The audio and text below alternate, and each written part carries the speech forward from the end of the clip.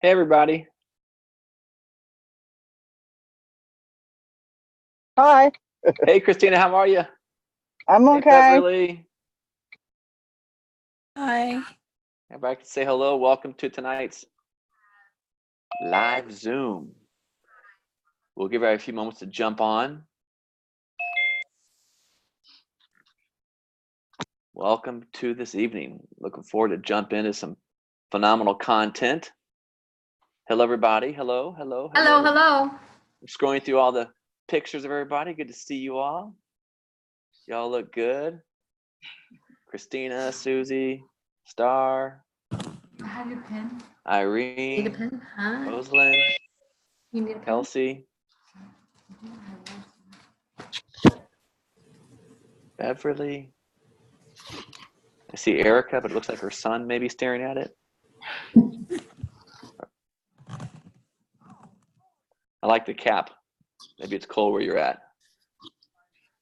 It was freezing here in Tulsa last Friday. I came back from Florida. You all appreciate this. I came back from, you can tell by my background, I'm back in Tulsa.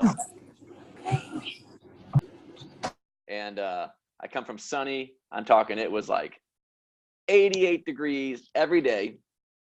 And then at night it was 75. I mean, just perfect. I get back in late Thursday evening, okay, to crazy storms. And then Friday, I had to pull out the sweatshirt, the hoodie, and the cap just like that because it was 33 degrees. 33 degrees. Oh, I see the ponytail now. I can see the hair up top. There it is. There's a ponytail. Okay, got it. You had me disguised there for a second. I look like a different person. I was walking on the dock today in my cap. So I go out to the lake. My brother buys a boat this past weekend. So I go to help him to be a nice brother. It's 33 degrees. I'm walking on the dock where I used to be, where everybody knows me. I'm in a sweatshirt. I'm in a ball cap and a stocking cap and glasses. And I'm walking past everybody saying hello. And they're all looking at me like, who are you? I'm like, guys, it's me, Keith. Remember, I haven't been gone that long. But they didn't recognize me all wintered out. So now it's starting to come around a little bit, but it's been freezing. It's been freezing in Tulsa. So, but anyway, we're here tonight. I'm glad to be here. I see y'all jumping on. We'll give right now just a moment or two to jump on. And then we will get started.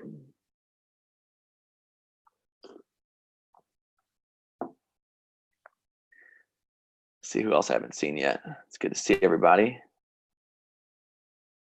Scroll through.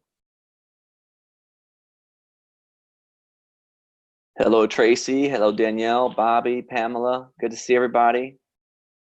Welcome, welcome.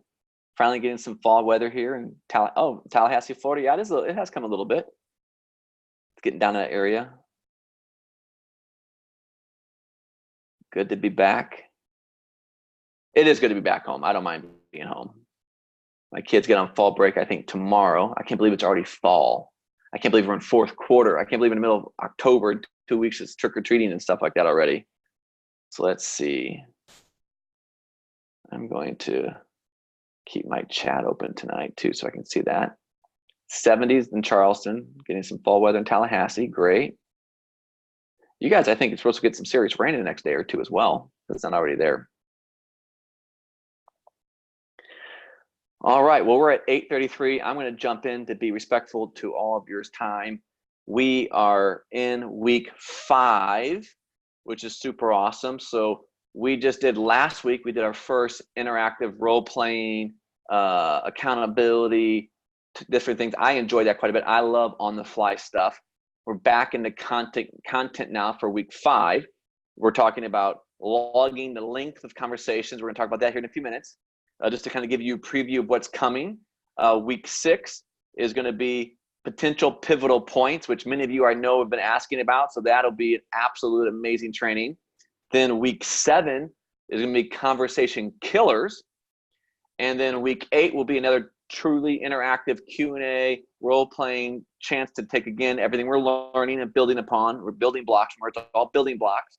And then week 9, we'll get into conversation continuers. And I've decided in week 10 and 11, many of you have been asking about, so I just want to let you all know I'm watching and listening to the request. We're going to get into maybe some discussions on how do you take ICs into emails and or texting and or maybe even in social media. So we're going to add that to some content. I knew we'd come up with other great things. as we got into the full 12 weeks. So we're going to talk about how to do what we're doing here face to face. How could you do some of that in your writing, in emails, or in texting, or in voicemails, or in social media? So that's some to find. And finally, of course, week 12, the final week, will be our grand finale of interactive questions, role playing, and kind of put it all together. So you guys are doing awesome. I am still reading the stories on the Facebook. So just to encourage you, it's week 5. I know it's kind of human nature. We all begin to trail off a little bit, but I'm reading it. My team's watching it as well. So continue to stay connected to the Facebook. Continue to comment. Continue to share your stories, specific questions. Remember, you can also email me specific questions. Don't forget as well, you can reach out to my team. And for those of you that would like it or need it, schedule a 20-minute phone call with me as well. Remember, as you're posting different things, whether it be in our closed group, but even publicly, as you're learning things and putting out value to your teams and kind of passing it on through yourself, make sure, don't forget, hashtag intentional conversations. That's super awesome. We appreciate that. Hashtag intentional conversations. And I'm starting to see, some of you already see, I always want to remind people that all the way back to the webinar, all the way back to week 1, we're on a bit of a journey. We're growing, we're learning. There's an order to what we're learning. There's an order for a reason. It's kind of like stacking blocks and stacks on top of each other. I'm already beginning to see some of you are beginning to flip your intentional conversations now, and you're getting a lot of fun. You're getting the contact information. You're getting the phone number. You're already starting to see a light. Oh, wait a second. I really can get contact information. I can get name and phone number in my conversations. I've even seen a handful of you already flip an IC into a new consultant. That's super awesome. So you guys are doing it. And I just want you to keep on doing it and keep on piling on what we're talking about every week, because one of the things I'm really dialing in on, really helping people understand, even on our call still every week, that this is all about intentional conversation conditioning. It's kind of like if you go into the gym, you say, hey, I'm going to go to the gym. I'm going to the gym because I want to lose 20 pounds. Well, are you going to lose 20 pounds the first week you step into the gym? No, of course not. Are you going to lose 20 pounds the second or the third week? No, probably of course not. You will begin to lose that 20 pounds as you begin to get conditioned to work out, to stay disciplined, to eat healthier. There's many pieces into really finding your prime healthy self. The same is true when it comes to conversations. I want to make sure you all, as we continue on, because it's not new now anymore, sometimes we can be tempted in our human nature to lose the value, the bigger, long-term, bigger picture on why we're learning at the level that we're learning. Because conversating is an art. Conversating is a craft. A conversation, you're going to have a conversation conditioning, as I begin to call it. Because this is everything in your business, especially because we're talking about sponsoring. Everything comes down to your conversations. You know, I've had a couple of people ask, you know, now that it's going well, like I mentioned last week, hey, are we going to do another one of these maybe in the beginning of the year for our teams now that we know what it is and we're growing and seeing results? Can we do one for our teams? The answer is maybe. Another conversation that came up a few times this past week was, hey, once we get them in, once we get a new business builder into our business, what do we do?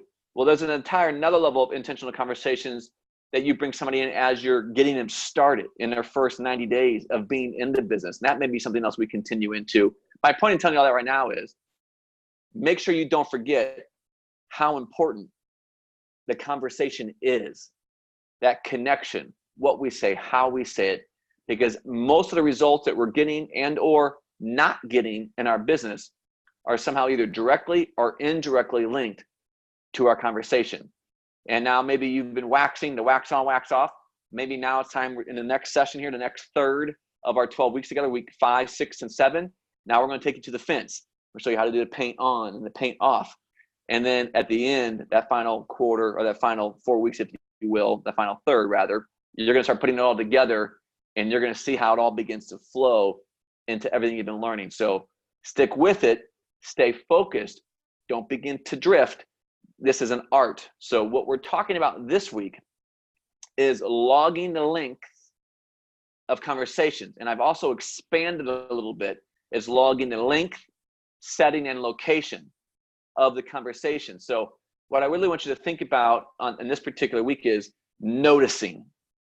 And this is a very, for some people, it's very abstract. So what I'm going to do this week is just really more than ever, probably to share with you a bunch of thoughts on what I've seen in my own life how I was taught to begin to notice what I'm noticing and the value of noticing. So this week is really about, logging the links. So you're noticing the length of the conversation. Logging maybe the location. You're going to begin to notice locations. It's not like Arby's or McDonald's. I'm not talking about that. We'll talk about it in a second. You're going to also notice the setting. So really, if you want like a subtitle for this week, it's noticing.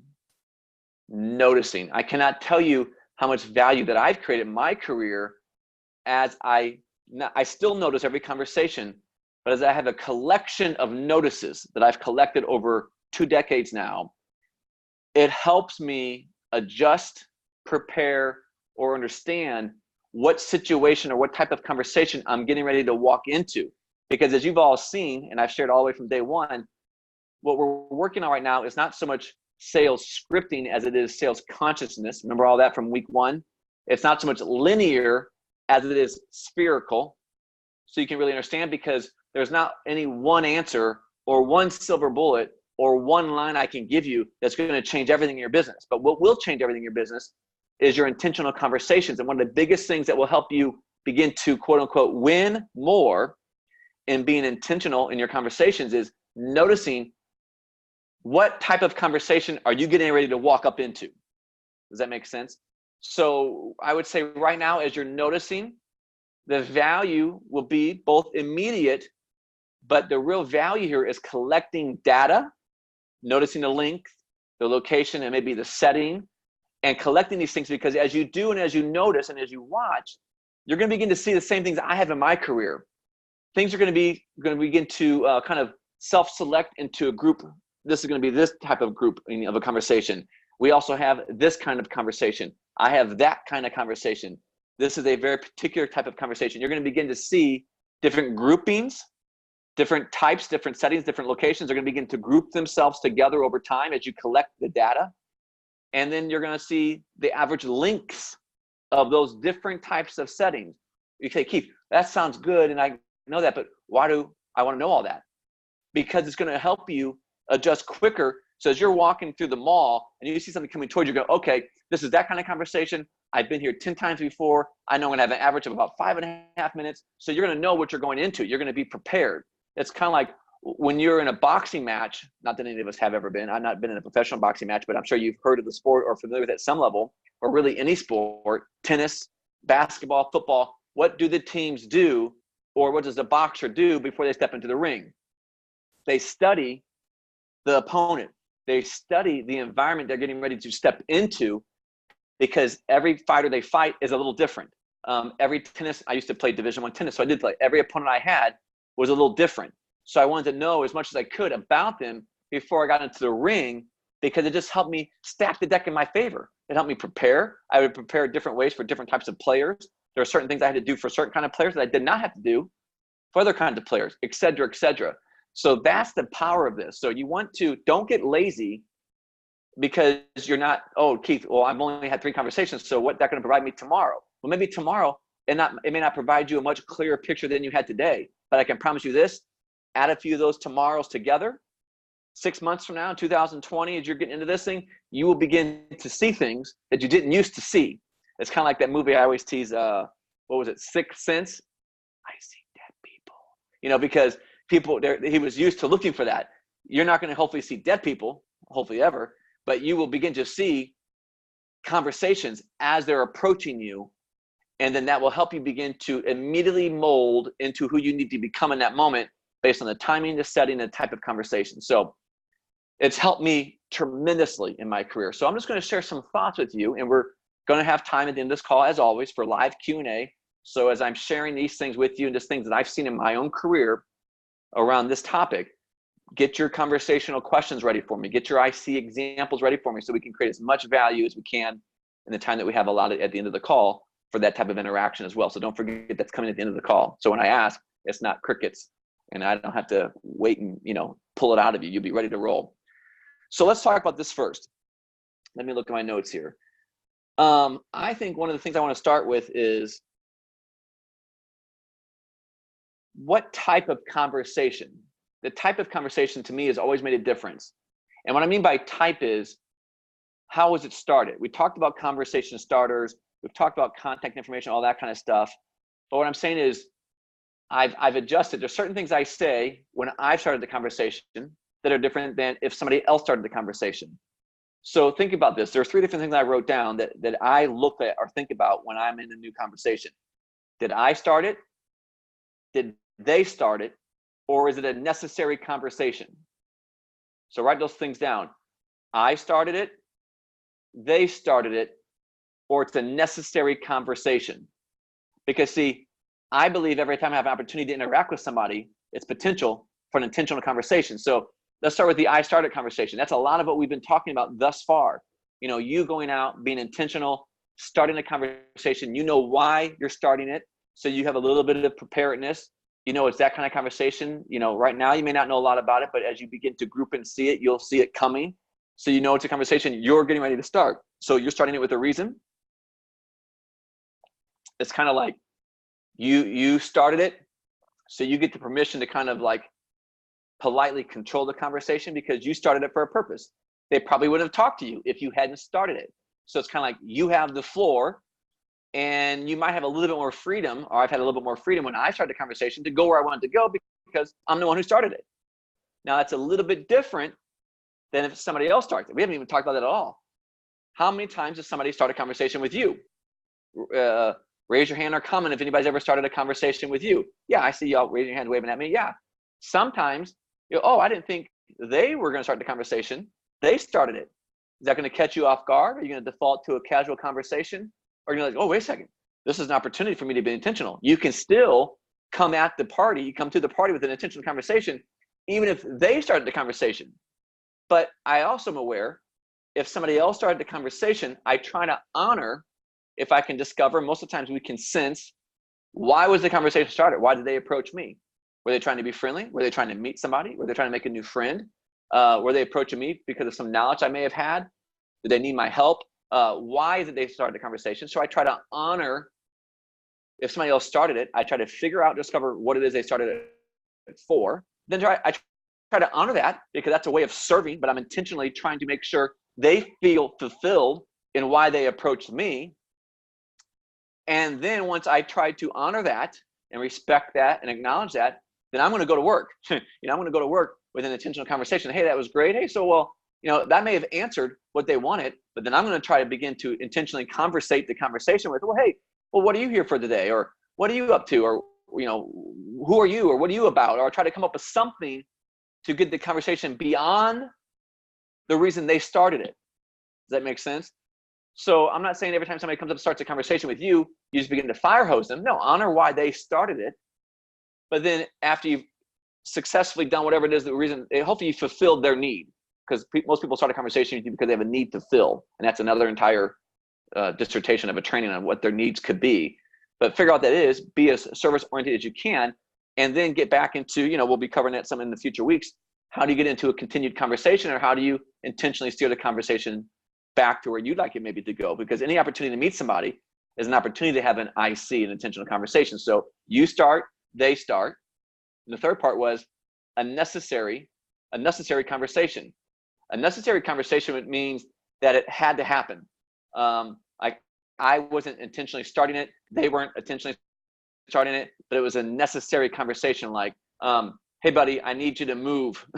Or, hey, man, I need you to help me solve this. Or it's something that I'm doing because I have to do it. Like I'm paying a bill. Or I'm something that I force to interact with somebody because I can't do without interacting with somebody else. It's a necessary conversation. You may all have more examples that pop in your mind, but it's a necessary conversation. So I'm saying is there's another purpose of why I was talking to this person. I had to get something done. I needed them for the transaction. It had to be a necessary conversation, but then where can I take it from? Maybe it was just like I had I'm trying to think of one that came up with me last week at the marina. The guy, I know what it was. We were one of the marina managers. They're redoing our entire marina, so they're redoing all the wooding in the dock, and it's been a huge mess. They at the beginning of summer, like it'll take a month and a half. Well, that was like 7 months ago, So he was coming to tell me what I needed to know as an owner on the dock of what was taking place. So it was necessary because he was giving me an update on how the progression was going, There's been a bit of frustration on the dock because, you know, it's hard to get golf carts, kids, families, wagons on and off the dock. And we're in like the nicest resort marina that you can have in the Destin area. So there's been a little bit of that feedback. So he's been obligated to kind of give us updates and see if there's anything we need. So it was a necessary conversation. He was coming to tell me about what was taking place. But it doesn't have to end there. I often small talk him. I try to be super nice when I know everybody else is giving him a hard time. My intention is to be one of the favorite people that he has on the dock.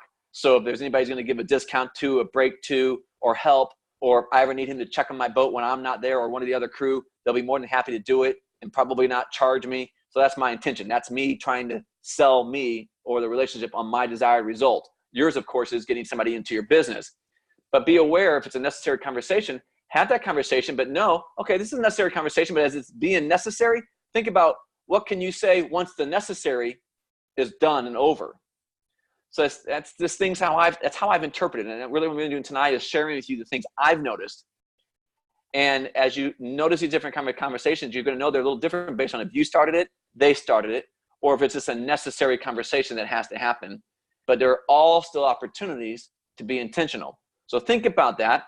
And right now, remember, tonight's not about an answer or a certain script. It's about learning how to notice. Because the more you notice and the more data you collect, the more prepared you're going to be as you walk into future intentional conversations, as you build up your IC awareness or your IC conditioning. These are all great terminologies that are coming out of all my great calls with people throughout the week. So think about that. Another thing I want to think about or talk about is this. I want to talk about location. We're going to get back to length in a minute, but I think that's the easiest thing to get to and cover quickly. I think that's pretty self-evident. But I want to talk about location for a minute because this is one of the things I think is super, super powerful as well. I think a lot of times we're just walking through our day or walking through our life or walking through, you know, the things that we do, and we're not really noticing the location or being aware of it. Sometimes people are so dispassionate about getting people in their business, they just do the same thing no matter who they're talking to. They'll just try to get into the same script no matter the environment, no matter the location, no matter anything. And they just do the same thing all the time. It's that analogy I think I gave in week 1 or week 2 is you only have one arrow in your quiver. And so you're pulling out the same arrow and you're trying to use that same arrow to kill every different size animal. And you don't use the same weapon for every different type of animal. You got to be able to do it differently. You got to have more than one arrow. You got to have more than one resource. So one of the things I've learned to do that helps me establish connection effectively is noticing what kind of location. So the 3 things that I noticed that came to my mind as I was making notes for tonight, that came to my mind as far as location, and there'll be more than these. I'm not saying this is all of them. I'm just kind of saying these are 3 things I often notice very, very quickly. And it's become part of my grouping awareness now as well. So let's write these things down, these 3, and I'll talk about each of them for a few moments. The 3 things you want to notice about location. Is the location, is it in passing? Is it a location where you are in passing of someone? Is it captive? Are you in a location where the person you're talking to or the audience you're talking to, are they captive? Are they in passing? Is it captive or are they reoccurring? Those are 3 different types of locations. They're in passing, so it's an in passing location. That would be some of the examples that I hear a lot of you talking about, probably the most, like the store, the checkout line, the gas station, the barista, you know, at Starbucks. Those are in passing. So I'm not like location like the park. We'll get that in a second. In the setting, I'm talking about the type of location. Is it an in passing type of thing? So you know if it's an in passing type of location where it's going to be quicker, that's going to change how and what you know you say. And I can promise you, in passing conversations are going to be some of the shorter time frames. When you begin to log the length of the conversations, in passing ones are some of the fastest. I'll also be quite honest, in my opinion, I think in passing conversations are some of the hardest. I think statistically, they're some of the lowest results producing conversations if you're taking it and holding it against other types of conversations or other location type settings, because it's always so quick. There's an activity and you have to pass them. You're in an aisle. You're going to have to walk past them. You're in a checkout line. You're going to have to go past them. You're in a gas station. You're going to have to leave and pull out. You have to go past them. I'm not saying those are useless conversations. I love those. But just notice, I would say to now, if I'm giving you guys some honest feedback, here in week 5, then I'm pulling together emails. I'm pulling together what you all posted on Facebook, my 20-minute coaching, mentoring calls on this with this group, is I would say a good 80% of all the examples are in passing conversations. So be aware of that. The reason I tell you that is because I want you to know they're a little bit more difficult. They're always quicker paced. You got to be on your game. You got to be really alert. The other reason why I'm telling you that is because so many of these are in passing, knowing now that it's not necessarily always you, that these are some of the more difficult types of conversations to really move forward with. It might help you not be so hard on yourself. It might help you not get discouraged when you realize, okay, wait a second, this is one type of location. This is an in-passing location. So give yourself some grace and mercy if it doesn't always go the way you want it to go, because those are often quicker types of conversations. So be aware of that. And as you see this in the future and you begin to group it into this particular category, oh, this is an in-passing conversation. There's some other things we'll add to it in a moment. You're going to get geared up differently. Like I know if I know this is in passing, I like laser in. I really get focused because I know the window is short and I want to give it my best. So that's something to think about. The second thing I was talking about is captive. A location that's captive. This would be those things that we talked about, like a waiting room. Where in captive, I would try to think of, they can't go anywhere. They're there for a reason, you're there for a reason, and you kind of have a captive audience.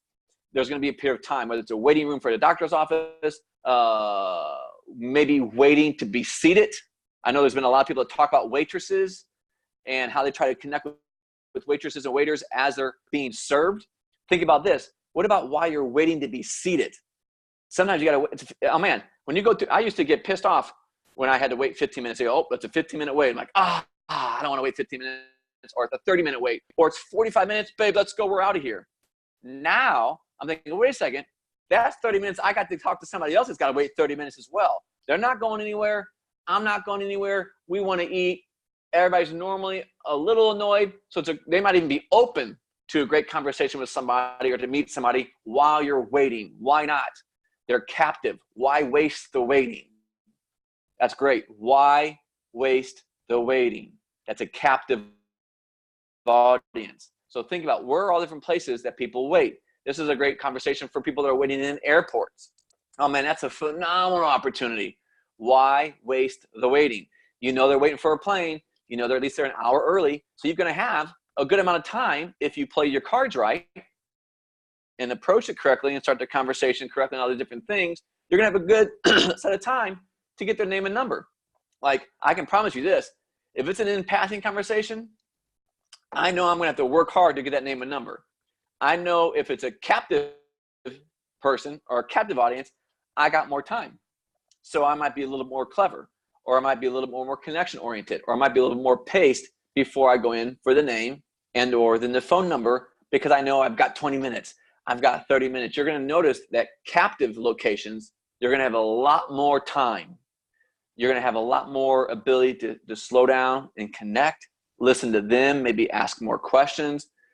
You're going to build the depth of the foundation of the conversation a little deeper, and conversations and depths of conversations are just like skyscrapers. They can only be built as tall as the depth of the foundation allows it to be built. A conversation is only going to go as far as the depth of the foundation that you build beneath that conversation. So when you have a captive audience in a waiting type scenario, and there's other types other than just waiting, but that just always comes to my mind first. When I know I'm going to be waiting or somebody else will be waiting along with me, I get excited because I know I've got a good opportunity to really connect with somebody, meet somebody, and see where it goes. You're going to have a better, higher likelihood of being successful at building the foundation of the conversation. So that's the second area. We talked about in passing. We talked about captive. So think about that. Maybe this week on Facebook, you all can post different ideas. Remember, this whole Facebook thing is another way for us to leverage learning and stay connected to each other, because other than our Q&A times and our fourth call that we do, this isn't all that interactive. It's more you all listening to me. But I love this week on Facebook to brainstorm, post. What are other ideas that you thought of that are waiting audiences, are captive audiences? What are examples of those things for, maybe it's an example of in passing, maybe it's examples of captive audiences. The third area that I want to share with you is the reoccurring location. And this one's great because it has some conversation continuing already built into it. These are situations or locations like sporting events, reoccurring meetings. Maybe it's a BNI, maybe it's a networking function, maybe it's PTA or PTO, different things of that nature. Maybe it's church, maybe it's the weekly community meeting at where you live.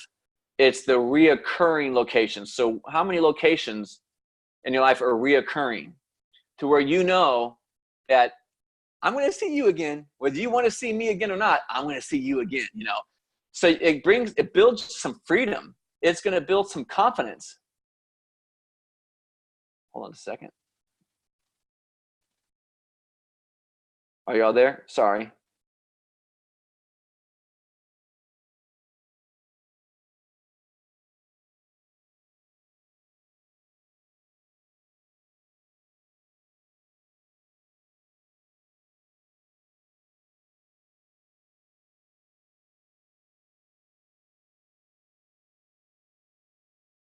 We're here.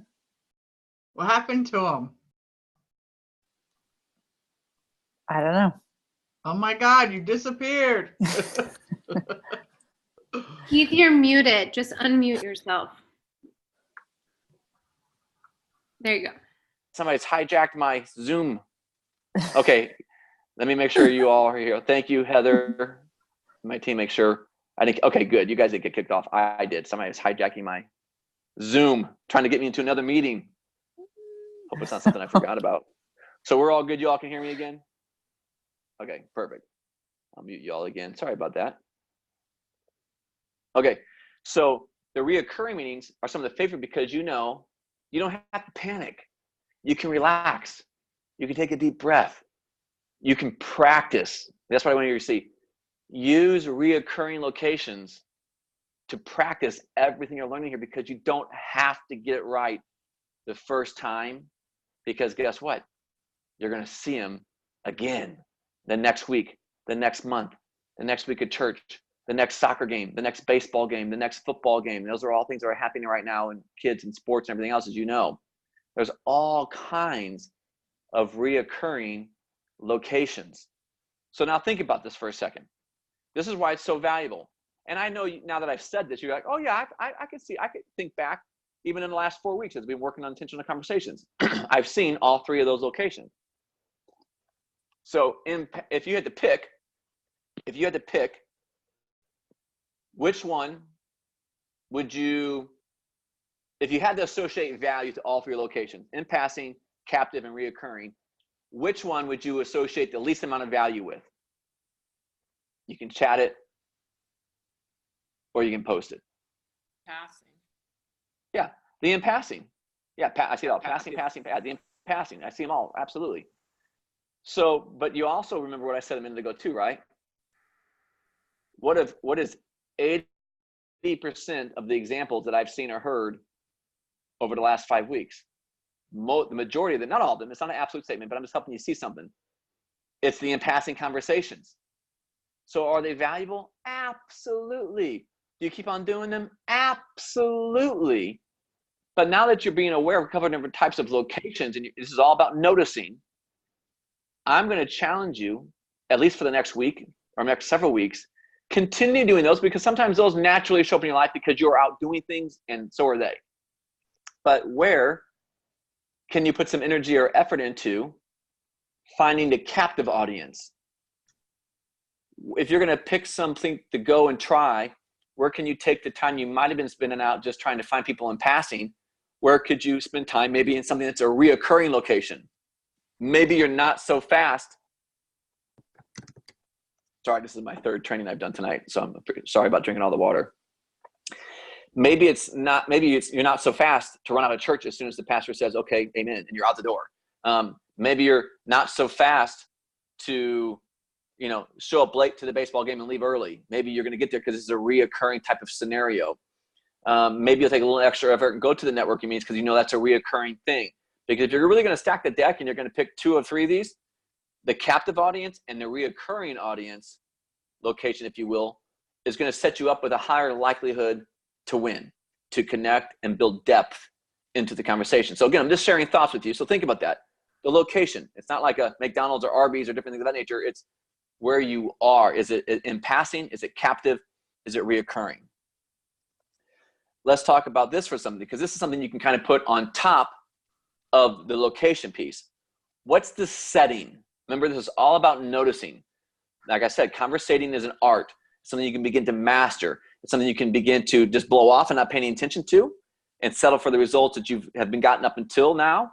Or you can really begin to dive in like you have in other areas of your business. You know, you need to understand the compensation plan. You need to understand the products and why they're so great, the culture of your company, the industry. Those are all things you've invested time in really truly studying, or at least I hope you have, to make yourself effective in this industry and being a professional. The conversation needs that same kind of intention. So look at the setting of the location. So there's many different types of in passing. There's different settings in passing. There's many different settings in captive. There's many different settings in reoccurring. So these are some of the things that I wrote down that I've thought about that often affect how I go about my intentional conversation. So the setting, let's narrow down. Is it a professional setting?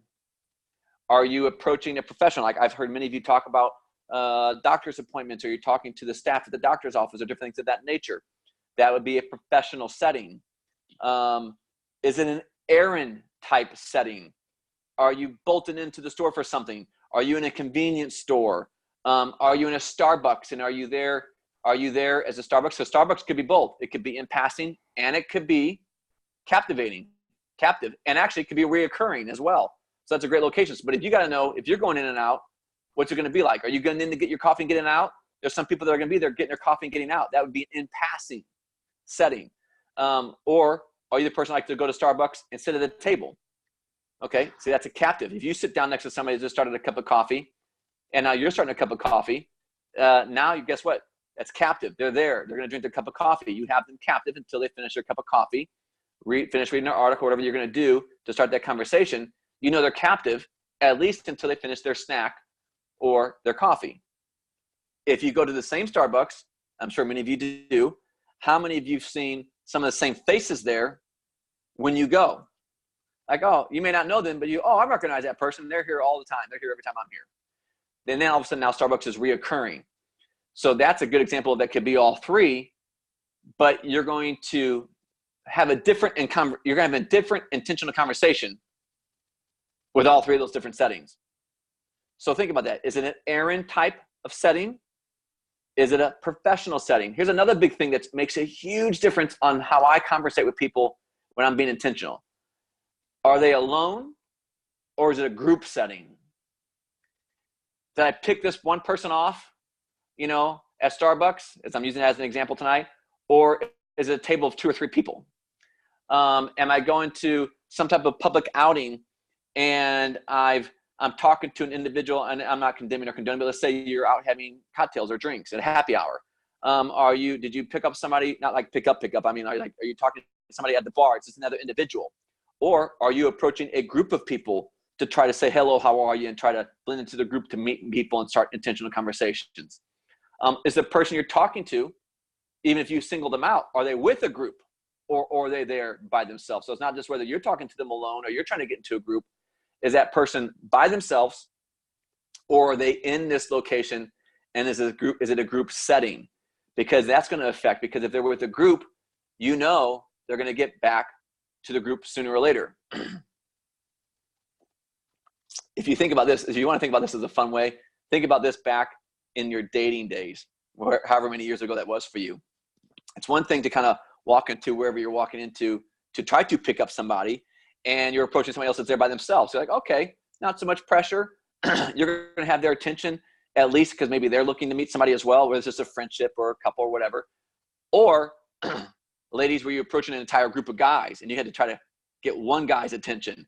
Or if there's any guys on here, you approach a group of gals. It makes a difference if they're with a group of people, doesn't it? Because they're going to want to get back to their guy friends. Or if it's a guy talking to a girl, they're going to get back to their girlfriends. It's something else to be aware of, because it's going to affect the intentional conversation. So tonight's all about noticing, because these are things, the more you notice, the more prepared you're going to be, and the more effective you will be over time. So we talked about professional settings, an errand type setting. Are they alone or a group? Here's something else I've had to do and learn. And again, I'm just kind of downloading my mind to you all to create value on noticing, because it's so important. These are things that I've often noticed. Am I interrupting a setting? Am I joining into a setting? Or am I just passing time in this setting? Or am I going to have to interrupt, join in, or are they passing time? So think about that as setting. What is the setting of location? Is it something you're interrupting somebody in? And that's okay, but just be aware you're going to interrupt them.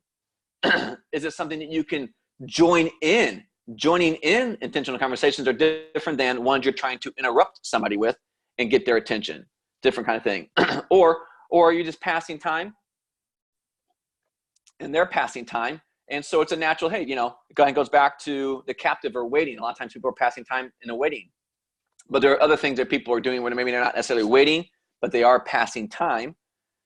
When I look at these different things, it all helps me decide, because many of you are saying, like, what do we say? And what is the script? There's no one script anymore, remember? Because it's about sales consciousness. It's about connection. When there are so many variances, which is why I talk about even in the webinar in week 1, this is not a normal training. This isn't A, B, and C equals D. This is an A, F, T, and how do you get it to equal U when you need it to? And the next time you're out, it's a different formula, because this is about learning how to connect with people in many different things, but that's why it's so intentional.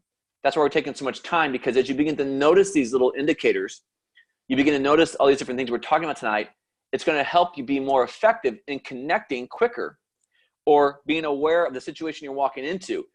We didn't pay attention to any of these things. We were just falling into casual conversations whenever they happen to happen. And that's why we always like, oh man, I didn't get their contact. Oh man, that person might've been good in my business, because we were just happenstancing into casual conversations with no real awareness.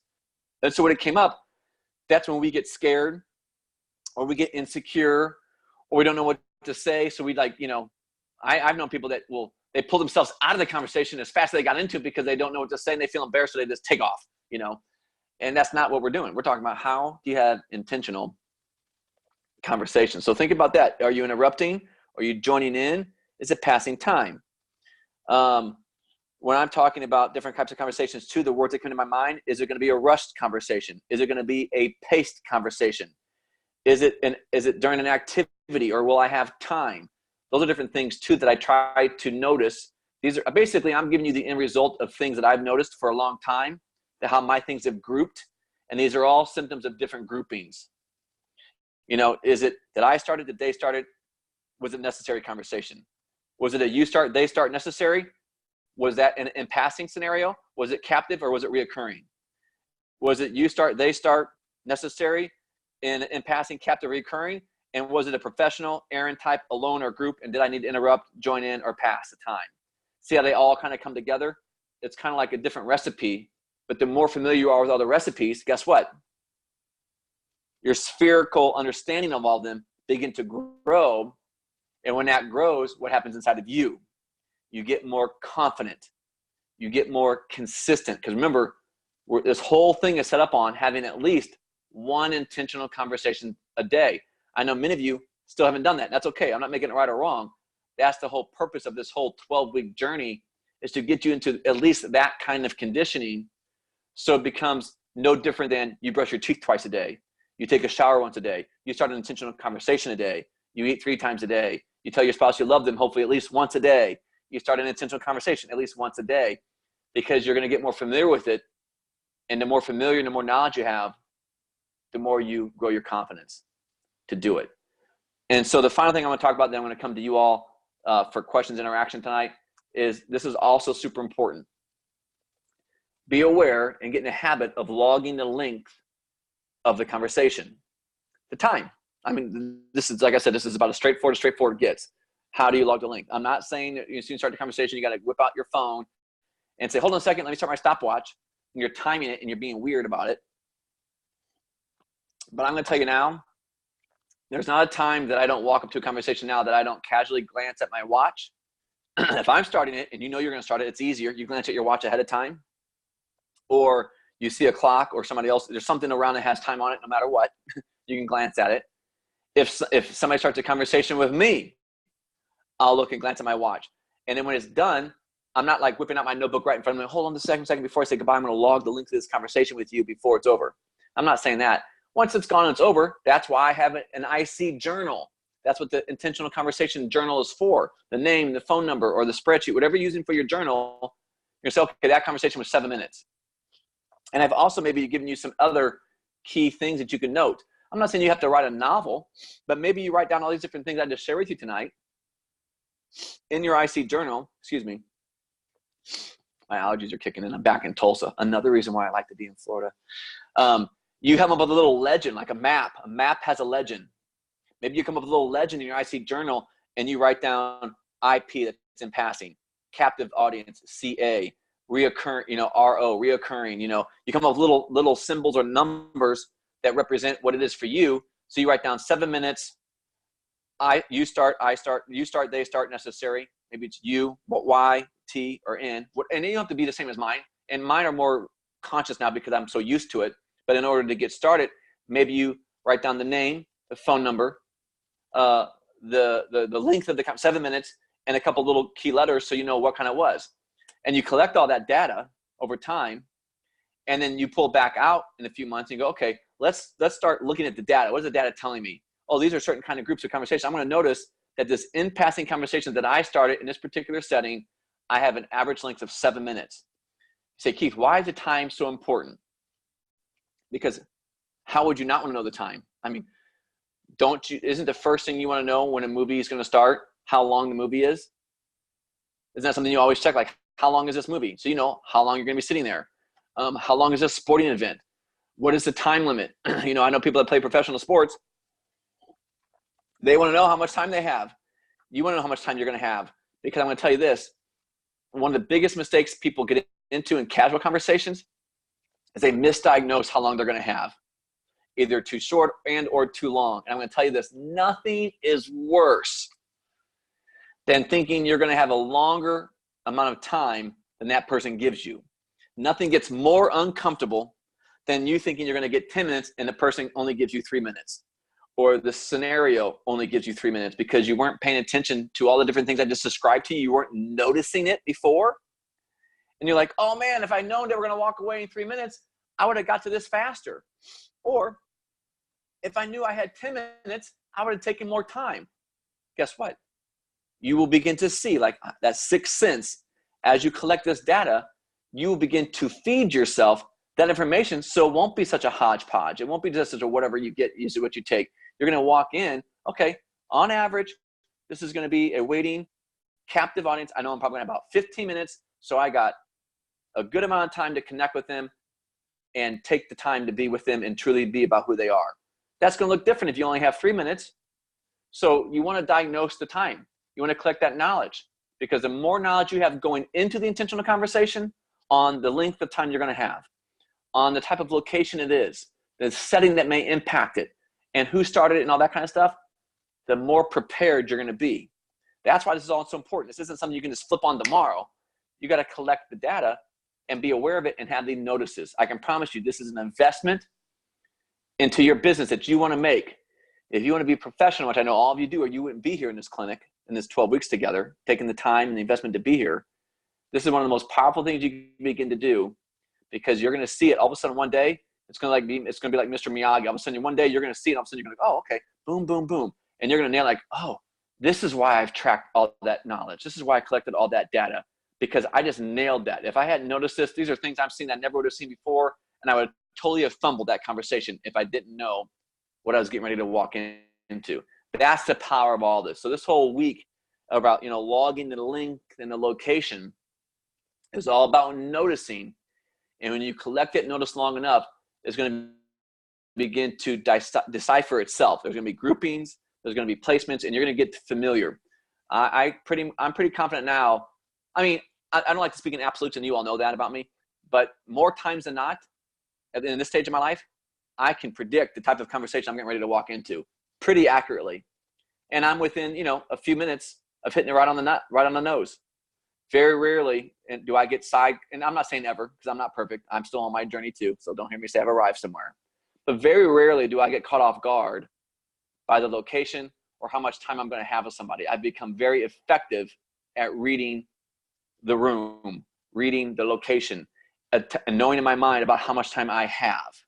And that's one of the things that makes me a very, very effective communicator, especially when I have an intentional conversation. So hopefully this kind of created value for all this evening. I want you all this week on the Facebook, get ready. I'm going to give you some time to ask me some Q&A here for a few moments this evening.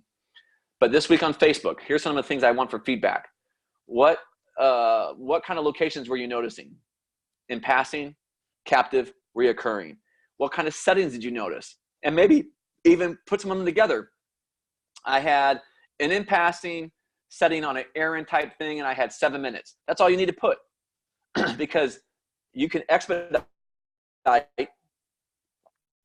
other people's data by you sharing your data with everybody on the Facebook page. Does that make sense? Why go out and collect 50 of your own conversations over the next month and a half if you could do your 20 and see 23 other people's examples of their 20? You'll have a lot of information and you go, oh, okay, that's good. If that applied for her, it might apply for me. And that might be something that will help you accelerate your progression and your success in these intentional conversations. So that's my request for Facebook this week. Continue to tell the full stories, continue to give examples, but also fine tune into what you're noticing in the conversation, the length of time, and anything else you want to post about it so we can all learn from it and really leverage the learning together as a group. So that's what I had on my agenda to share with you all this evening. And so now I'm going to, or you guys can unmute yourselves and let's take a handful of interactive Q&A about anything we've talked about so far or even tonight's content. So whoever would like to unmute themselves, feel free to unmute and let's go after it for a few moments. I will tell you this, I don't have as long as I normally do, but I do have about another 10 to 15 minutes. I've got one. It's Rosalina. Awesome. How are you? So I'm good. And you?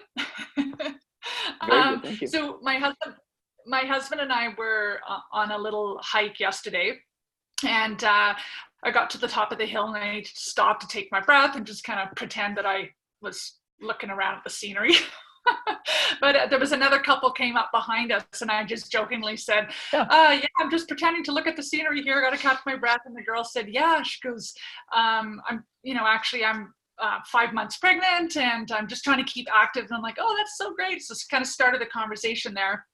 And we got chatting for a while. Now, as you were talking tonight, I was thinking, well, it could have been an in-passing conversation, but it turned out to be more of a captive conversation because they weren't in a rush. And so we got chatting and then asked her what she did back home. She's from Florida. She's a nurse. And then we started talking about her mat leave only being, 12 weeks, I guess. And it's different here in Canada. And I could see that, we're going to continue on our hike, both of us. So I could kind of see the killer coming up. So I just kind of said, hey, this might sound really weird or strange, but, are you open-minded to new opportunities that could help you stay home with your child a little bit longer? So my question, and she was like, oh yeah, for sure. And we exchanged numbers and everything. But my question is, in the back of my mind, I'm like, okay, I really want to go slow. I want to create, a relationship. So my question is, did I come across too quickly? Could I have slowed down the conversation a bit? I don't know. Well, and here's a great thing. So first of all, acknowledge yourself on being even aware of having an intentional conversation while you're on a hike. Because the first thing I was telling myself too, as you told me the story, hey, yeah, this is going to be in passing. It obviously connected enough for you. You may have a captive audience because you both knew you were going to take time to catch breath or enjoy the view for a few moments. But here's how you'll know. One of the best things, and you can all write this down, one of the most effective ways to measure anything in life is by the results. They're often harsh, but they're always fair. So you'll be able to answer your own question, hey, did I go too far too fast? Based on when you continue the conversation, you follow up with her, what happens? Does that make sense? So I can't say, yes, you went too far too fast because I wasn't there in that conversation. There are certain situations like that where you just truly, really connect with somebody well and it just flows and it wasn't forced. It came out so great. They liked it. It came up in conversation. What do you do? What do I do? Let's stay connected. And it just flowed. Then she'll probably have a high likelihood of staying in that conversation with you. If Because I did send her. Go Oh, ahead. sorry, I did send her a text saying how lovely it was to meet her, and then I asked permission. I said, "May I send you a short video that will give you an overview of what I did?" And she says, "Sure." Okay, great. So far, so good. So you'll measure by results. So far, it's okay. So the next step will be, how does she respond to the video and how does that conversation go? Because there's no right or wrong example, but always log the result. If all of a sudden she ghosts you and then you go, okay, well, maybe I went too far too fast. If not, for this particular situation, it was great. If it goes great, then part of the noticing, part of the awareness we're talking about is what set this conversation apart that enabled you to connect to her so well that did have a great follow-up and continued conversation to it, where another one maybe you had in a different setting didn't turn out that way for you. It felt the same, you said the same thing, but that person ghosted you. They didn't respond to your text. And that's where this is why it's more of a not a linear type training. And I love what you're asking, because it's perfectly, it's that you're in the spherical type of sales consciousness mindset right now. It's all about connection. So measure the result is the answer, because there's not a right or wrong, and what went right for that one might not work in another situation, and then that's why you have to look. But that's all part of intentional conversation. You're not just like, well, that one worked, that one didn't. Intentional conversations, you dig a little deeper and say, well, what was different about that conversation that worked really well versus that same thing I said there didn't work over here, and what could I have adjusted different that maybe I didn't notice this time that I'll notice next time. But that's part of the game. Does that make sense? Mm-hmm. So I wouldn't be audacious enough to tell you what I think you did the right thing or the wrong thing, because I wasn't there. I heard immediately when you said she was pregnant, I'm like, oh, I'm going to fast forward to next week. That's a potential pivotal point. Screaming, oh, great, awesome. 5 months pregnant, awesome. Well, I'm sure you're going to enjoy getting to stay at home with the baby. And they're going to go, yeah, I can't wait. So you're going to know, okay, they don't have a job. Opportunity, oh, okay. Or, well, I'm going to get stay home for a little bit, but I got to go back to work. Oh, yeah, I remember those days, having to have a job and only have a certain amount of time for maternity leave. I know Canada's a little different, so you have a whole different – it's different there than it is here. But that still would have been a great lead-in to how great would it be not to have somebody else tell you how long you get to take with your baby. It might have been also a great lead to a pivotal conversation into, oh, well, what kind of skincare products have you ever – is this your first child, second child, third child? What do you do that? Because one of the things that most people know is very well for adults, makeup, skincare, and all that makes sense, anti-aging, but I know you all have a lot of great products for children as well. I've seen some of them over the years. That might have been a potential point that you could see down the road. It might have been you guys were hiking. She was not from where you are, obviously, because it was a different thing. Where are you from? And you might have connected more on travel and connecting and hiking and built a relationship around that. Like, hey, I love hiking. I love different things. Let's stay connected. I hike all over the place. I love to see different views, even if I'm not there in a live person. Can I, let me text you a view of the sunset that I just took from this other location. And then you follow up with her later on. Like, hey, I'm hiking again. Just thinking about you. I don't know if you've hiked lately or not, but I hiked a beautiful view tonight. And I was taking my breath, and here's the picture I saw. I thought of you. Just thought I'd say hello. How are you? All those are all different types of conversation continuers or pivotal points. So I would just look for the results. You can always measure by results. They're often harsh, but they're always fair. And you'll get that feedback probably here in the next couple of weeks. Keith? Awesome. Great question. Yes. Keith, this is Irene. I just want to thank you for this information tonight. I'm You're welcome. people that strike up conversations, lots of places where I go, but I had never thought of it in the terms that you suggested, the type of conversation, the setting, the location. That really helps clarify things for me. I've had advantage or disadvantage of having to go back to the driver's license bureau or the office twice. I'm going to have to go back again a third time. Both times I went before, I sat down, and in one case, a lady sat next to me. In another case, I purposely sat next to a lady. And in both cases, I got names and telephone numbers and a bit of their story. And good for you. Maybe the third time I'll strike out. Maybe the third time it will be another one. It will be 3 for 3. So, but now I understand that's captive. And I even looked at the clock thinking, well, I only have another 30 minutes. And I'm going to have to leave, but maybe we'll sit together for those 30 minutes. So That was just Yeah. perfect. Thank you. Thank you so much. Oh, you're so welcome. And I think that's something important for us all to notice, because when you notice different things, it kind of helps you put yourself in the right mindset. You know, like our good friend Jerry Rosenthal always talks about, the mindset. It's so important. So, you have a short period of time. That's a different mindset than if you've got 20 or 30 minutes with somebody, and, and everything in between. And there's a mindset of if it's a reoccurring location or a captive audience and or a passing type of conversation. Right. All these little things, and these are little nuances. That's why this training is what it is, and that's why I'm trying to give it to you all as I'm doing it, building blocks. It's all the little things that you're learning that right now are all little individual things, and it's kind of like maybe a doingness, because it's like you're practicing it, you're doing it, but over time it'll just become part of who you are. It'll be part of it'll become a beingness. It'll become part of who you are and how you show up. Right. And then over time, it begins to do this. It comes closer and closer and closer together. You get more and more effective. And all those little advantages, all these little insights, all these little practices is what makes up the art of conversating.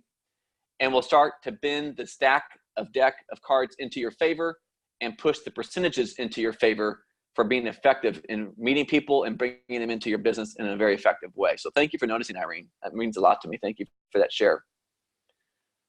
Let's take another question or two real quick. Anybody else want to jump in? Just unmute and ask away. I have a quick question. Hey, it's Andrea. Hey, how are you? Good. If I am more comfortable, like I'm okay with the passing conversations, but I seem to do really well with the reoccurring. Do you recommend that I keep going out of my comfort zone and keep going after the passing ones or the captive ones, or just keep going with the intentional ones that are working? Great question. Great question. I'm a fan of diversification. Does it make sense? Just like income, you want to we have diversification. We're always going to have certain settings that we feel more comfortable than others, but I am going to encourage you. They're all valuable. They just all have their own places. And so I would say, yes, continue to do things you do well, but that doesn't mean don't attempt the in-passing conversation, because a lot of times those, that's, again, we already know not every conversation is going to go anywhere. All of you, don't forget that. Even if we're just using the bare minimum numbers of 1 a day, of course, as I've said before, you can do more than that. But even if you're only doing 20, we already know half of them are going to go nowhere and half might go somewhere. So what I'm going to suggest is I try not to, especially with your all's roles and what you're trying to accomplish in your business and the end of the year momentum and even as into the future years, I wouldn't pass up on any opportunity. I would just be aware of what opportunity you're walking into. But I would practice all of them because there's value in all of them. But when you understand them, it'd be kind of like, if 10 in-passing conversations didn't turn out the way I want it, I'm not going to be nearly as hard on myself if it's 10 in-passing conversations as I would be as if 10 captive conversations didn't go my way. Does that make sense? Yeah. And because a big part of this entire business, the big part of intentional conversations is, are you motivated to do it? Do you have the confidence to do it? Are you being fair to yourself? Our fears of rejection and what people will think, these are all things that will help you stay motivated and stay focused on continually to be consistent and starting at least one conversation a day. Because in-passing ones are just more difficult sometimes. But are there amazing things that come out of them? Absolutely. So don't stop them.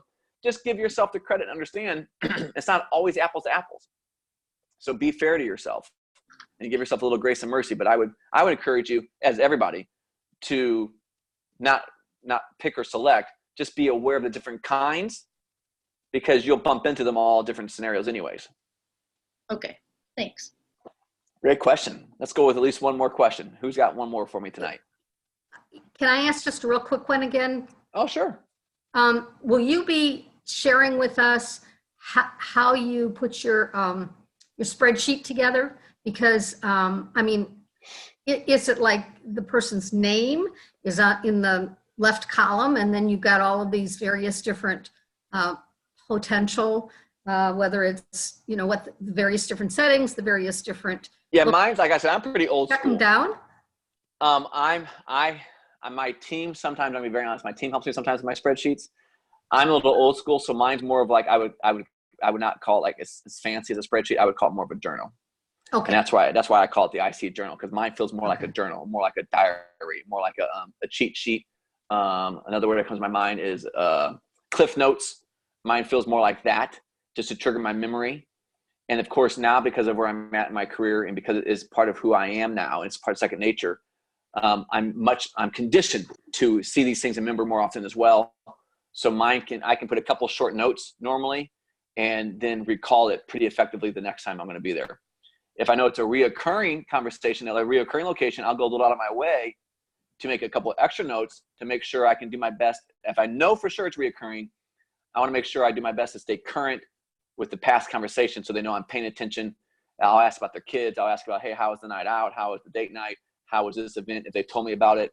So I get a little bit more. My original mentor taught me some of these very things originally on how to build long-lasting relationships and how to make, even though you may not talk to them all the time, because he went back sometimes annually or semi-annually to certain places or events.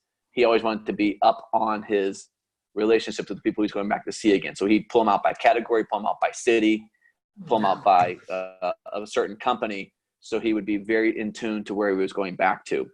So that's a little high on steroids for what we're talking about. But mine's more of a journal, to answer your question. Okay. Thanks for asking. Great. Let's take one more. Who gets the last question of the evening? Any takers? Hey, Keith. Yes. Hi, this is Jennifer. Hey, Jennifer. Hey, I have a quick question. Okay. Could you give an example of when you would encounter a join in or an interrupting setting? Yeah, I love, if let's say you're at a trade show, or you're at a function of some type, or something of that nature, where there's groups of people, there's a large groups of people, or maybe there's a break and I'm approaching a group of people. That's where I'm going to be like, hey, I'm joining in an existing group of people. Because if there's a group of people standing around talking and I'm by myself, I'm not going to be like, okay, I'm over here by myself. I am going to try to include myself in that. I'm going to try to join in. Does that make sense? Okay, gotcha. So I'm going to go and join in, if it's break, or it's a happy hour after the event, or the trade show's over, and you're maybe it's a convention, a hotel, people, you see a group of people that were at the convention and they all have similar name tags on, and they're at the bar at the end of the evening. I may try to join in, or they're all sitting in the lobby telling stories or something of that nature, or there's a group of people over there. I'm going to try to join in. If I've got an agenda to be doing intentional conversations, I'm going to try to join in whatever's happening, and then use my, spherical mini quivers as I've got an experience to try to go wherever I want to go with whoever I meet, and wherever the opportunity is that presents itself. Because mine's not as obvious as yours is, but I'm always open for how can I be of service to somebody's business, or maybe how can they be of service to my business? Does that make sense? So it seems like the group would have a common interest, say break time at a convention. Maybe. And then It might be a just group of join friends in. talking at church after service in the parking lot. Okay. But I'm just saying, because they're already standing in a group, I'm going to be aware of that. And it's a different kind of intention and conversation. Right. If I'm joining into a group of people that were already standing there before me, I'm not going to come in and dominate like I would be if I was talking to one other person and other people joined our conversation. Okay. See the difference? I do. Awesome. Great question. Thanks. You're welcome. Well, you guys are awesome. I really appreciate you. Continue to engage with the Facebook stuff. I'm there. I'm watching. Remember, this week, log the different types of locations, log the time frames. Let's leverage the learning this week. And next week, don't forget, I know many of you have been looking forward to potential pivotal points. We will be talking about that next week. You will not want to miss it. So if you know somebody that's in your business that's in this boot camp that hasn't been joining in on the live deals to the best of their ability, invite them to get on live. If you're missing them live, don't forget, if you're watching this recording, do your best to watch them in the first 48 hours. I appreciate you all. If there's anything that I can do more to serve any of you, please don't hesitate to reach out and let me know how to do that. I'm really having a lot of fun. It's been a real honor to serve you, and I look forward to next week as well. So have a great night, everybody. God bless you. Thank you. You're welcome. God bless you all. Have a great night. Thank you. You're welcome. You're welcome.